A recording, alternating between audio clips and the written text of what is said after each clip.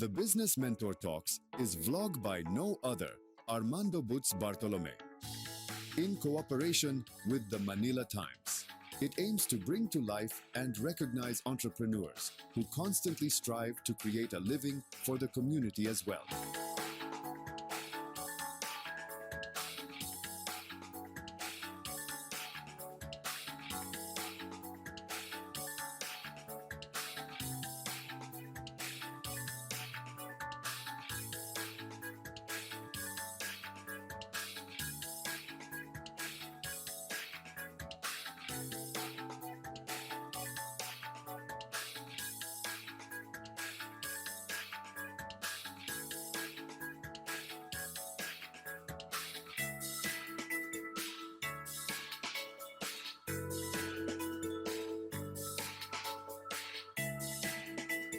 Listen to the Business Mentor Talks with Butz Bartolome.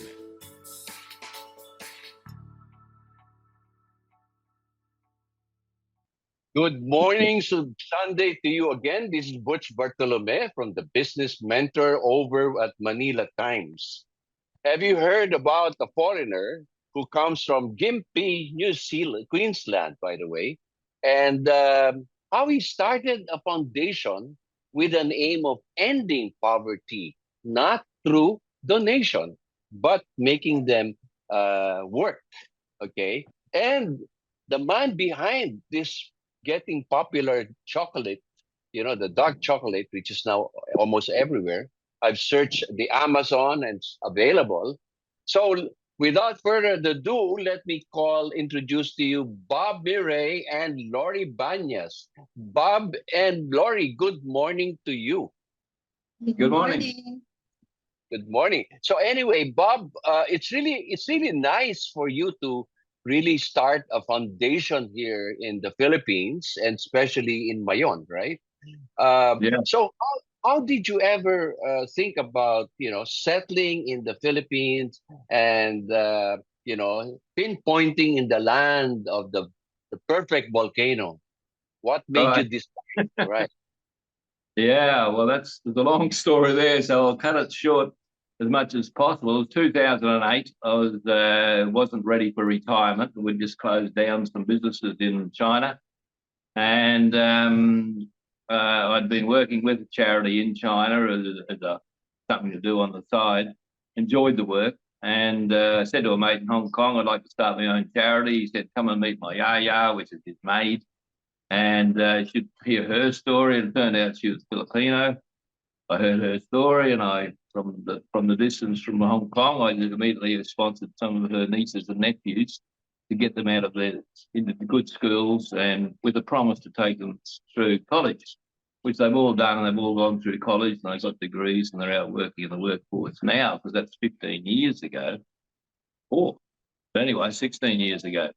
And that's how it started. It started that way, and that's how it came to be the Philippines and not Thailand or Indonesia or somewhere.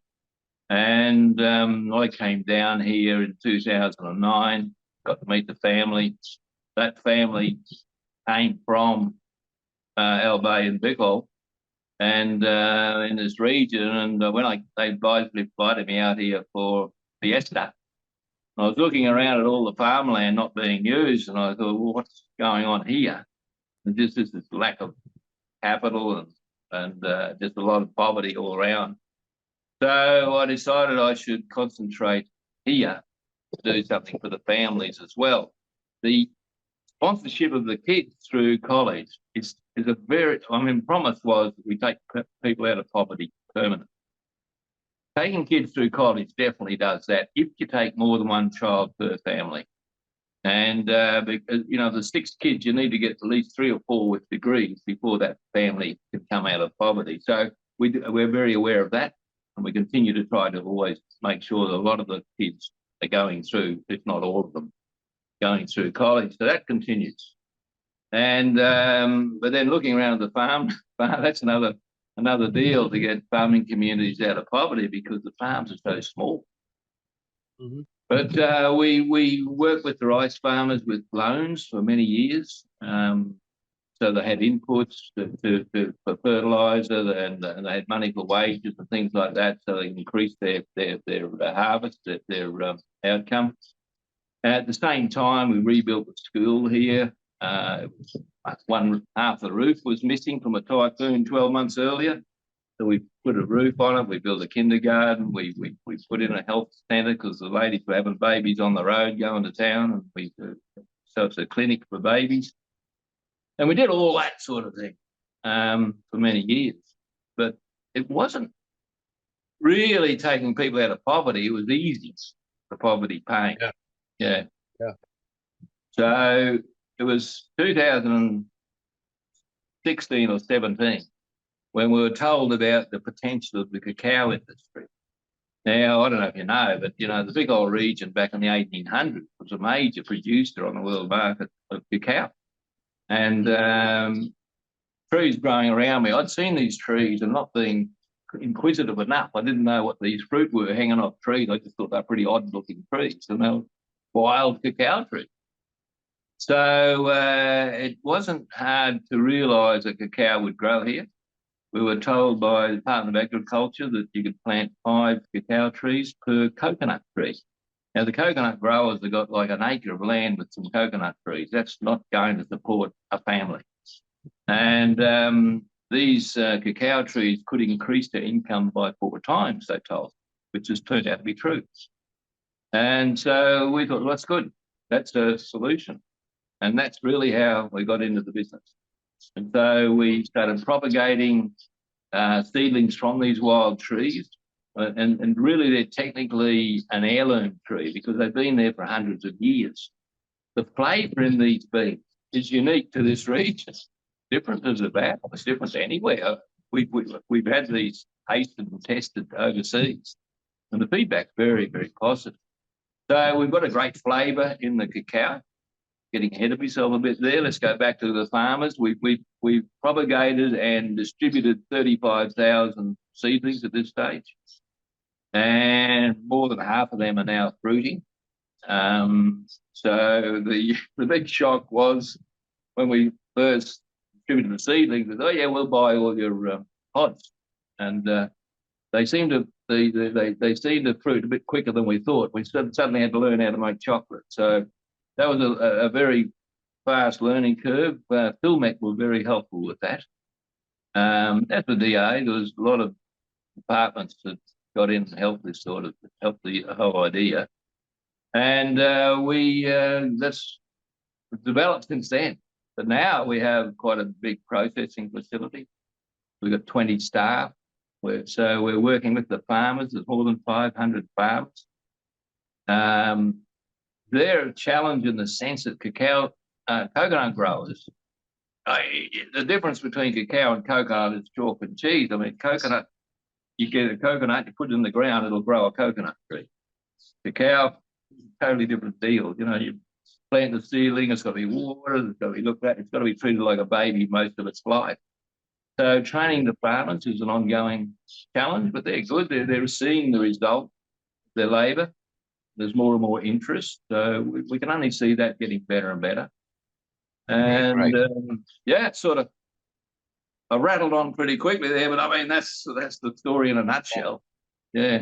So how did you manage to convince the family? That instead of dole out, you still have to work and really get over the poverty situation. You're offering them to work and get interested in the cacao.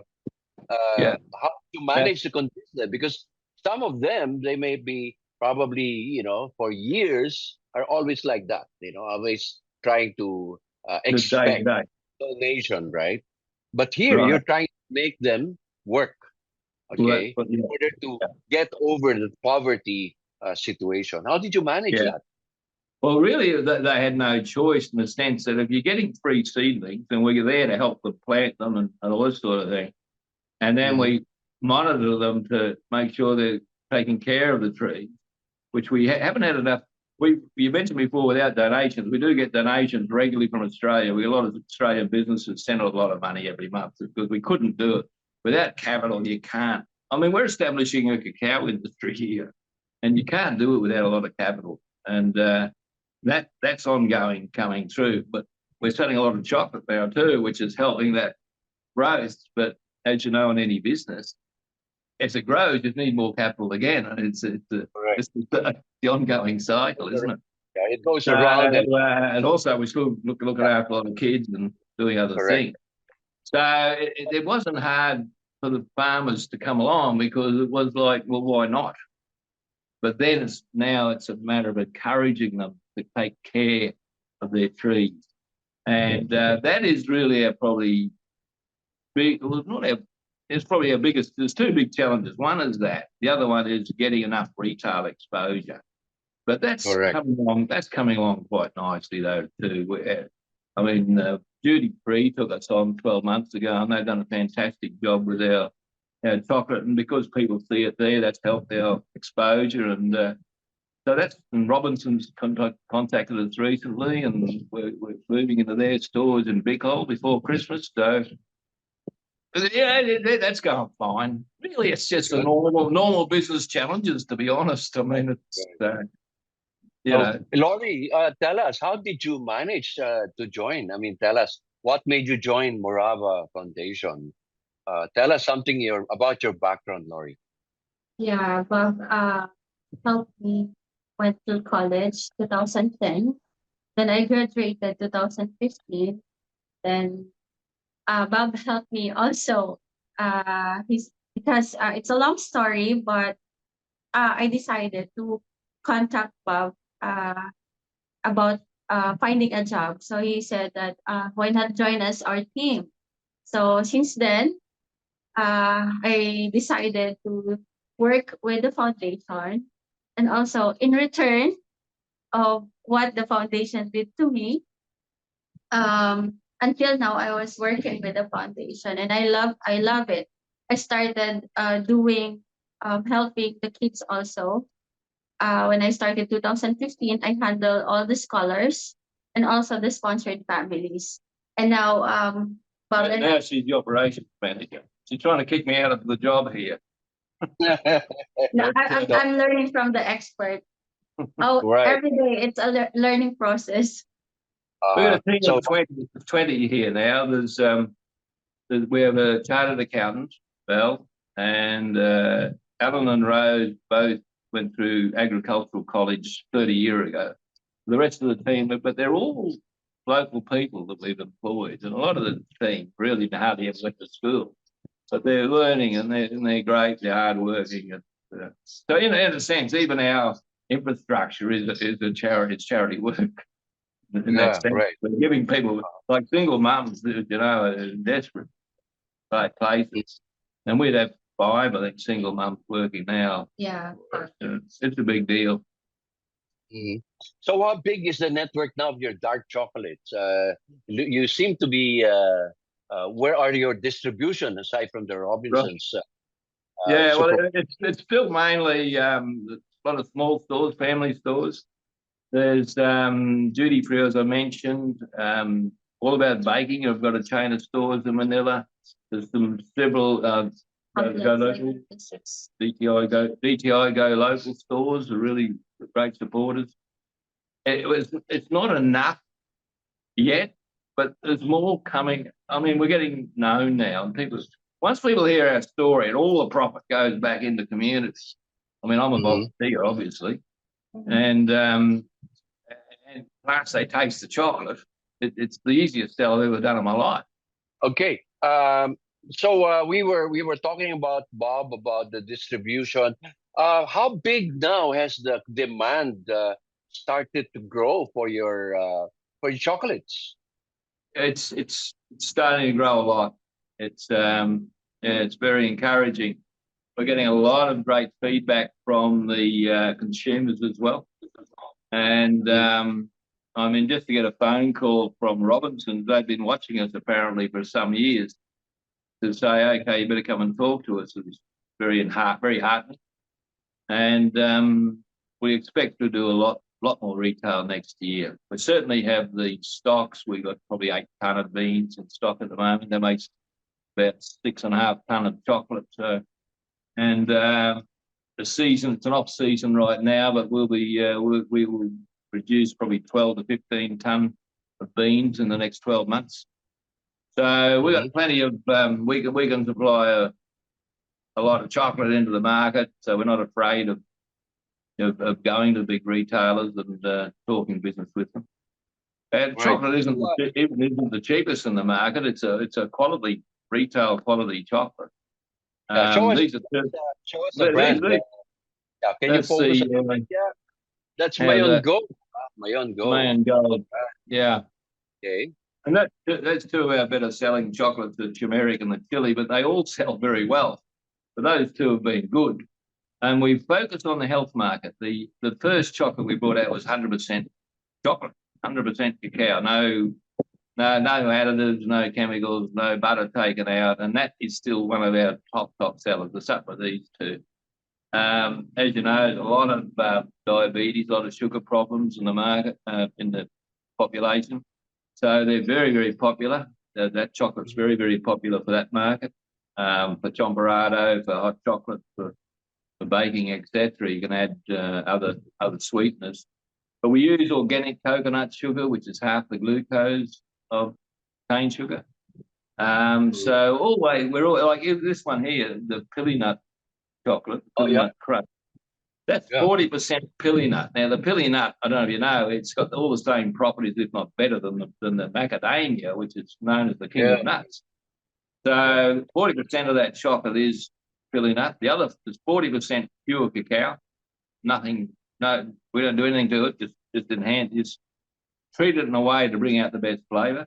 And there's 20% organic coconut sugar. So the actual glucose content of that chocolate is very low compared to the other chocolates in the market. And the chili chocolate, there's 6 other herbs there other than chili.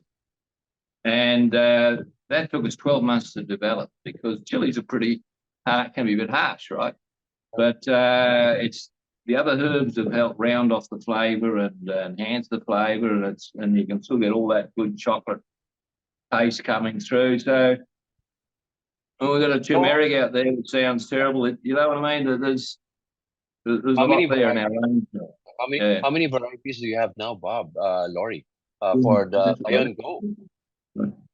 We have 13 varieties. 13. How many? 13.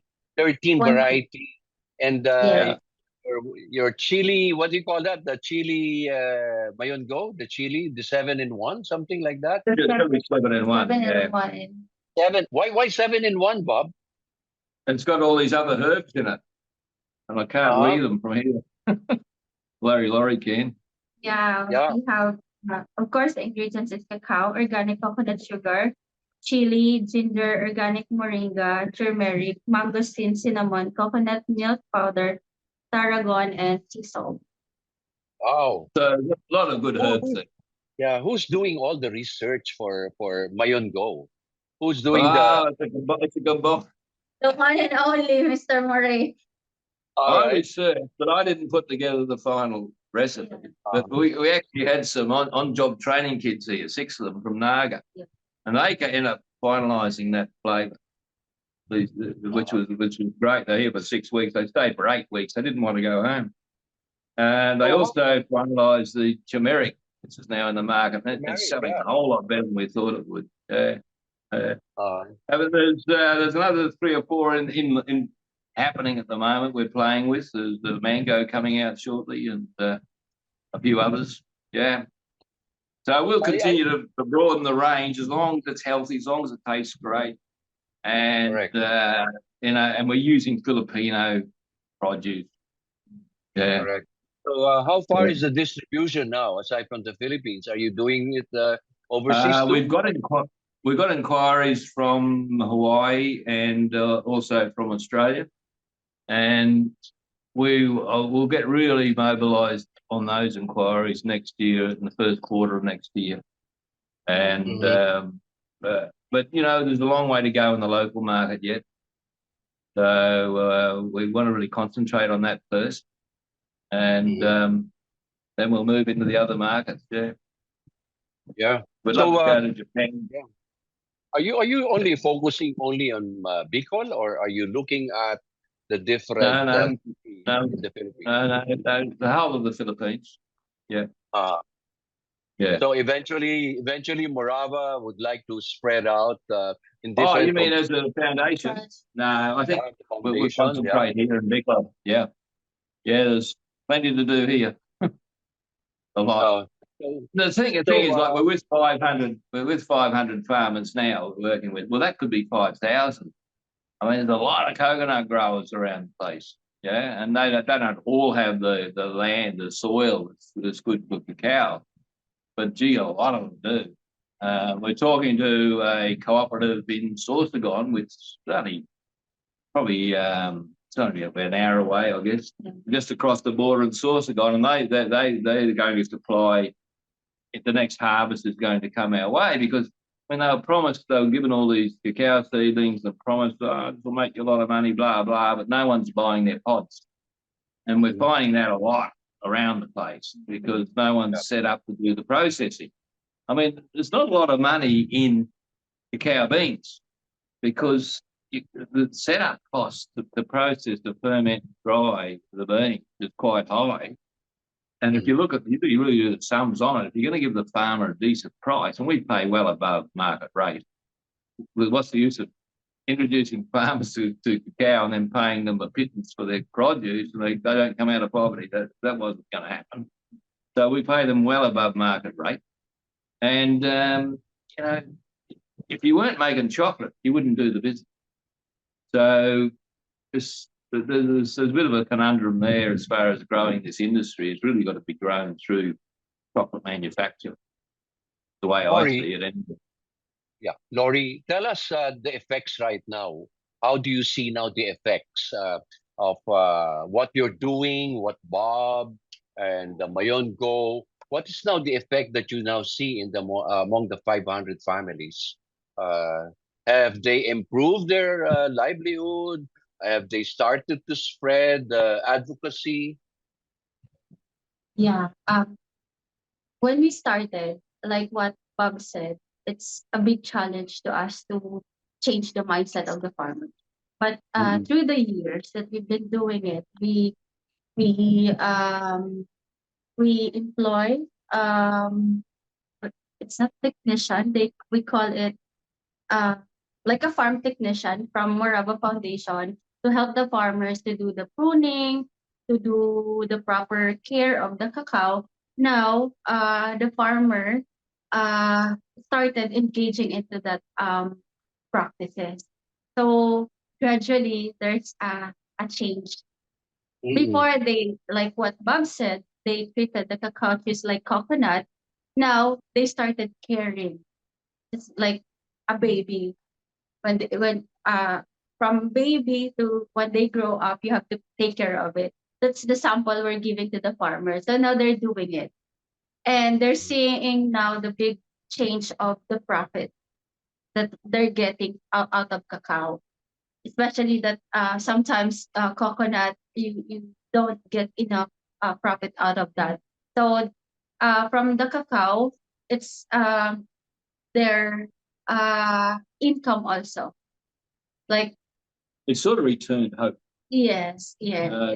Pretty desperately poor, and they've got some hope going forward. I mean, they've been very suspicious of anyone wanting to help them. I mean, they've been let down so much by so many, and so it took a long time to win over their confidence in us to stay at distance. That's the big thing. I mean, this is another 20-year thing. It's a generational change that we're bringing here. Obviously, the outcome needs to be that they're making enough money that their children, one of their kids at least, will come along and take over the farm later. Because right now, why would any kid go back to their little coconut farm? I mean, honestly, it's not how you'd want to live. So there's a good benefit there. While we're on benefits too, also biodiversity is a big buzzword, and that's what we're doing. Planting cacao trees with the coconut. We're also planting banana, because the banana trees, when you chop them down, they breed the insects to do the pollination of the cacao trees. The flower of the cacao tree is very small, and the bee cannot do it. I think the native bee is small enough to get them down. So So we're doing that as well. So there's a whole the environmental impact going on accidentally, but it's happening that way. Yeah. Correct. So Um, anyway, Bob, probably you can tell us how can those watching us be part of this Morava Foundation, or for people who want to sell your Mayon Go. What would your message be for them? I mean, a lot of people now would like to see, their money going to some relevant advocacy, like what you're doing right now. So, yeah. what would your advice be?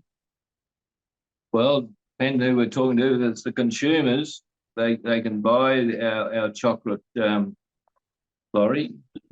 Well, there's the retailers, and also if people contact us, we can ship chocolate direct to them. It's not we haven't promoted online sales, to be honest.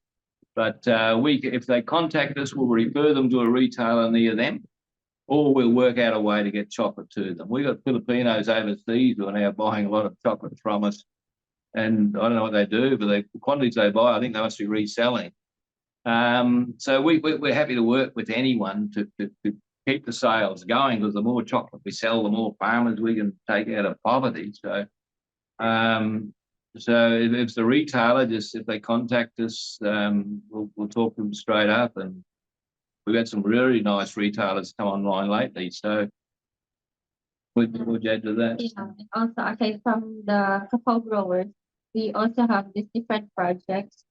The sponsorship, kids sponsorship, and we do have this ongoing housing project. We have 67 beneficiaries for housing project, and we have 7 sponsored families. So what Laurie's saying is, besides the chocolate, there's sponsorships available. There's to make a donation or regular small monthly donations to help a single mum's family, for instance. We manage all that, and they can come and meet the family. Being Filipinos, they might want to visit, see what we do, and yeah. Yeah, right. So anyway, I really salute you, Bob, for taking your heart out of Australia and implanting your heart in Bicol, and making waves. I mean, you're creating a legacy for the Bicolanos to really see, and I'm sure you're the adopted Bicolano now, Laurie, Oh, yeah. right? Bob is Yes, an adopted Bicolano, okay? he And is. because Just a word you of know, language. when somebody creates a change in the community, and especially for the good of community, legacy starts to build up. Okay, it's not for the popularity of Bob, but what Bob sees as a commitment. You want something, the poverty to end all. But it's not really. Yeah. It's not going to be an easy task, right? It's an No. uphill climb, and Yeah. but despite it, you're just like keep on moving and moving and moving. You're like a soccer player. Okay, you keep on moving and 2 steps moving. forward, 1 step back. Yeah, one step forward, And keep you on keep moving. going. Right. So In the end of the work. yeah. So Yeah. again, Bob, I'm really thankful, and really, I really pray that your Mayong Go will be one global brand. And I'll be talking to some people over the US. I'm sure because I found your chocolates in Amazon. Would you believe? Yeah. It's available in Amazon. I said, oh, wow, global. Yeah. Okay. And Yeah. again, um, let's keep in touch. And probably in the next interview, Laurie, I'd like to interview the beneficiaries of families, probably farmers. That's a Uh, great idea. yeah, we can always set them, and what has Morava done for you in their livelihood. To cease to believe. That's what we call it in Manila. To cease to believe, and for a Yeah. foundation to be making Yeah. waves. Right. Right. Okay, So they again, do appreciate that. right. Yeah. So Yeah. rest assured, our support. I'm sure our chamber, my fellow trustee Avi De Loraya, was always talking about you, and hopefully when you are in Manila, we'd like to invite you to talk to our general membership meeting in Manila, in Mhm. Quezon City. probably next year because you'll be busy with all the chocolates for Yeah. Christmas. All right. Okay. Well, we'll take you up on that. Absolutely. Yeah. Yeah. So Love to. yeah. So I would like Lori, to thank you. what is your advice to your fellow Bicolanas to support Mayon Go and Muraba? Uh, y- I'll just say it in Tagalog. Yeah. Sa mga kababayan natin na patuloy na sumusuporta sa programa ng Morava Foundation, especially doon sa mga nagsimula na sumuporta sa amin hanggang sa paunti-unti na rin silang lumalaki. Hindi nila iniisip yung profit na makukuha nila, malaki man o maliit, as long as nakakatulong sila sa amin. Sobrang nakakataba ng puso na hanggang ngayon nandito pa rin po sila sa amin. At doon po sa mga farmer member namin na patuloy na sumusupport din sa programa at tinutulungan yung mga kapwa nila farmers para matutunan yung mga iba't ibang pamamaraan ng pagpa-farm na tinuturo namin, ay unti-unti na rin po nila yung mga nakaka-adapt po, unti-unti na rin nilang tinuturo doon sa kapwa farmers nila. Sobrang natutuwa po kami doon.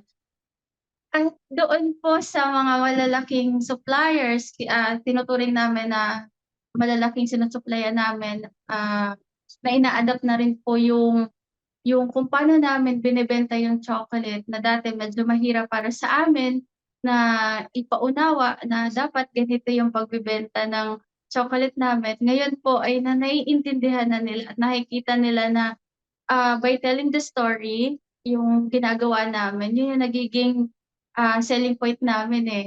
At ina-adapt nila yun, natutuwa kami sobra-sobra. At yung pagsunod po dun sa mga ginagawa namin, like, ito yung kailangan natin gawin. Kailangan mas i-focus natin yung ano natin dun sa pag-support sa community. Nakikita na nila paunti-unti na kaya pala maraming bumibili, hindi lang dahil maraming benefit na nakukuha, dahil marami silang natutulungan. Nagpapasalamat talaga kami sobra-sobra po, hindi ko na i-mention lahat po yun. Lubos po ako nagpapasalamat sa inyong lahat kasi patuloy po yung suporta at nakikita na po namin ngayon na nakikilala na po kami, hindi lang locally, pati po nationwide. Right. So parang lumalabas ngayon because of Lolo Bob, Grandpa Yes. Bob, right? Because Lolo of Bob. I fully support everything Laurie said. I got no idea what it was, but I mean, whatever. Yeah, but Okay. Bob, you probably this is more than your birthplace because you're really making waves. I mean, people over the grassroots are really looking forward. You really touch their hearts. You're able to touch their livelihood because anybody who helps in the livelihood, people really become so loyal. They really have that gratitude. Yung utang na Yeah. loob, story. they are. They will tell. To be honest, it's a win. It's a win-win. I mean, I love what I'm doing. I mean, I'm not a retirement type person, so I think it's great. So it's good for everybody. Yeah. So Thank you. are you Thank you for your kind words. Yeah, are you influencing your fellow retiree Australians over to No. join you here? They go out in cruise ships and they run around drinking latte and It's not my scene. Okay. So at least you're making like relevance. music. You're making relevance to your retirement, Bob. Yeah. Instead of just drinking rum. All right. Exactly. So Yeah. right, Red horse right. is not a bad substitute. Okay. So anyway, Not thank too you much of very it. much. Thank you very much, Thank you Bob. very much. Thank you so much. Nice to meet you. Thank you very Keep much on the indeed. winning. Yeah, keep on the winning streak. Keep that Absolutely. Mayon always Keep on. always on the go, right? Okay. Never Thank you give up. very much. Thank you. Thank you so much. Bye-bye. Okay. Bye. Cheers. Good morning.